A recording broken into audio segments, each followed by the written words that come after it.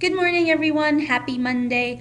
Welcome to our second lesson on the idea of bias, which connects really, really well to our upcoming newspaper report. So you will notice you were asked through an article to identify 5 different types of biases. So make sure that you get on our discussion board, make sure that you do that. Remember that our discussions count. They're super important in regards to your mark at the end of the course. So don't fall too far behind on that. Super important that you stay caught up.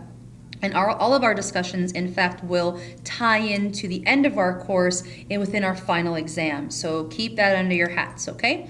So the concept of bias. So we understand the idea that everything inevitably is bias. Everyone always has, based on their own perception, based on their own experiences, right? Not necessarily intentionally biased, but everyone's idea, perception is a bit different. So the concept of this unit is the idea to become critical thinkers.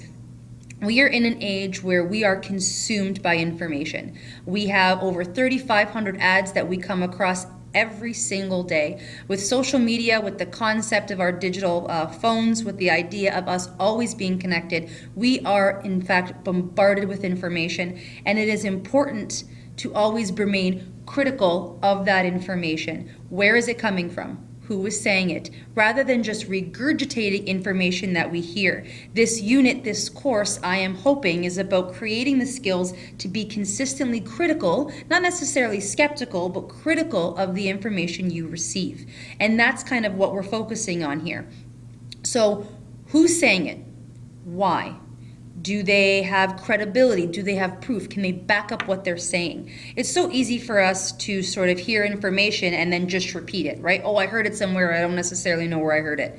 It's about forming credibility. It's about taking the internet, which is an incredible source of information, but understanding, as the saying goes, that not everything on the internet is true, right? The idea that people post on the internet, people sort of regurgitate, retag, retweet information without necessarily paying attention or being critical of the information of which they are consuming, and understanding the angle of which information is coming from. I'll give you an example. When you look at newspapers, for example, so you have your Globe and Mail, you have your Toronto Star, you have your Sun. Did you know that certain newspapers are in fact funded, or donations are placed by political parties, political campaigns? So for example, the Liberal Party, I will just hypothetically say, funds information through the Sun. The Conservative Party funds information through the Toronto Star. So interestingly enough, you will find some biases or some selected stories based on the political campaign funding. So the Conservative Party may have more positive information about its platform through the Toronto Star, because that's who's providing donations. The Sun may have more positive things to say, let's just say, about the Liberal Party, because they're receiving donations. So it's interesting, and it's always important to remain as critical as we can about the information that we are presented with, and understanding where it's coming from, why it's coming from it, who is saying it, is it credible?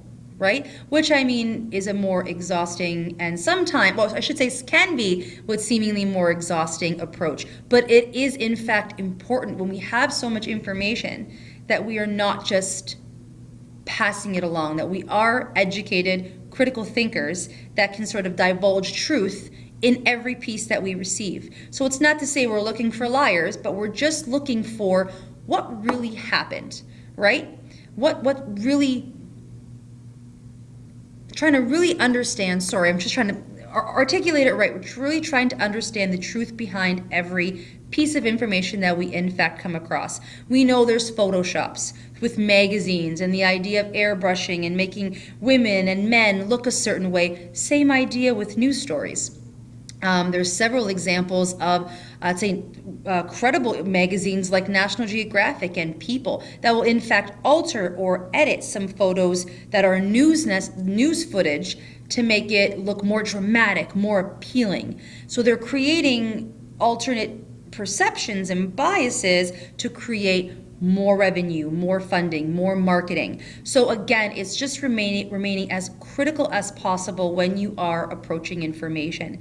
So hopefully this helps. Hopefully this kind of gives you an understanding of becoming more critical with the information of which we are bombarded by. And when you are going through the information or the 5 types of biases for your discussion assignment, keep that in mind. And then when you're approaching your newspaper report, keep that in mind as well. If you need any help, let me know.